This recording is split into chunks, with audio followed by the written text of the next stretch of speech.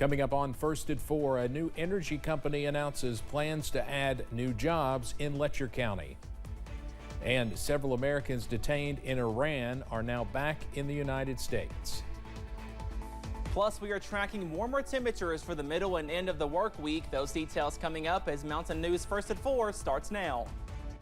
Dedicated to Eastern and Southern Kentucky, this is WYMT Mountain News First at 4. Good afternoon, I'm Steve Hensley. First at 4, a new energy company based in Letcher County is beginning operations. Mohawk Energy executives predict they will add 200 to 250 jobs in the Jenkins area. Company leaders say their goal is to give more opportunities to community members by equipping them with technological skills. Jenkins Mayor Todd Dupree says Mohawk will make an economic impact in the region. It's been a blockchain facility to start off with. You know, it's large data that they can deal with day to day, and then the tech side of it, and those type of jobs. That's something we're not used to, having here.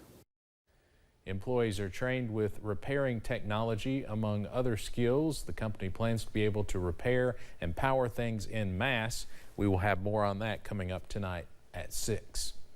Folks here in the mountains know we see wildfires from time to time. Now the Forest Service is stepping up its preventative response measures.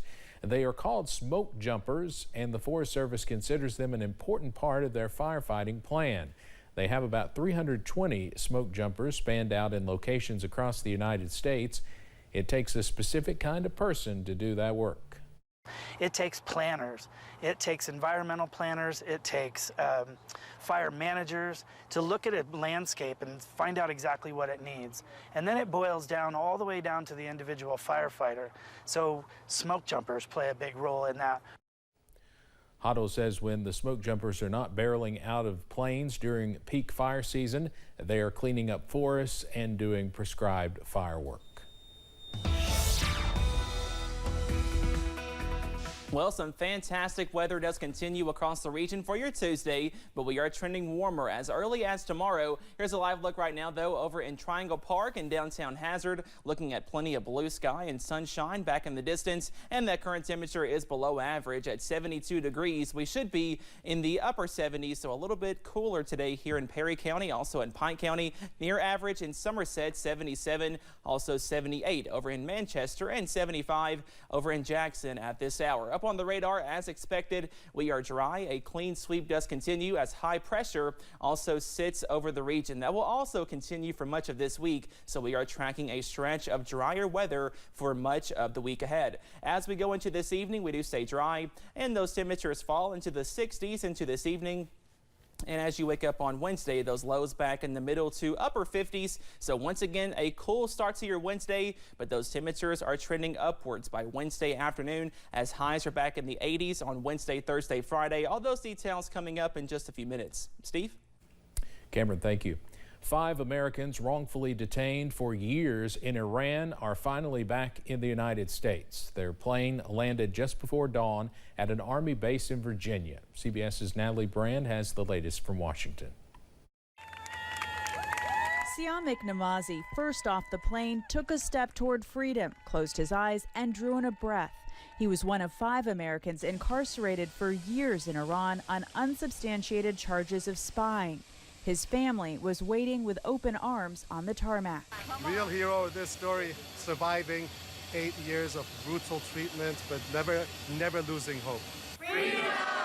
The former prisoners and their families snapped a group photo before heading off for medical examinations. They include 2 businessmen, an environmentalist, and a former UN worker. In exchange for the release, President Biden granted 5 Iranian nationals clemency, and the regime will have access to nearly $6 billion of unfrozen Iranian oil assets held in a restricted account in Qatar.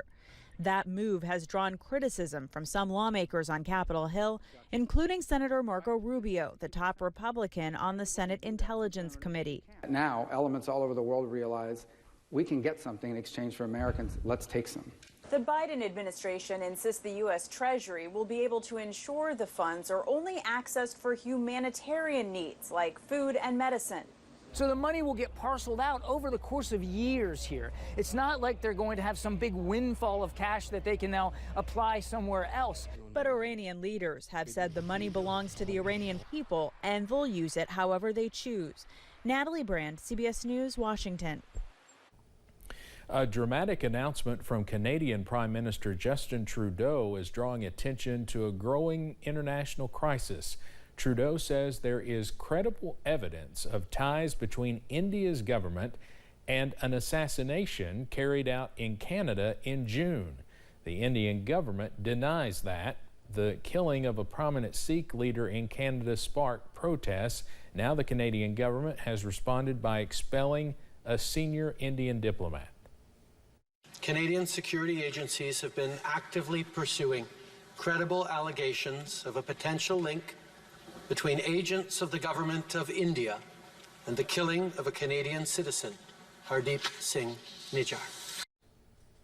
Assassinations carried out by foreign governments and their agents typically draw a punitive response. Canada's Prime Minister says the country's sovereignty is at stake. Coming up on First at 4, some scientists say there may be a connection between Libya's catastrophic flooding and a warming planet. And high pressure keeps us dry for much of this week. Tracking our next rain chance, though, after this break.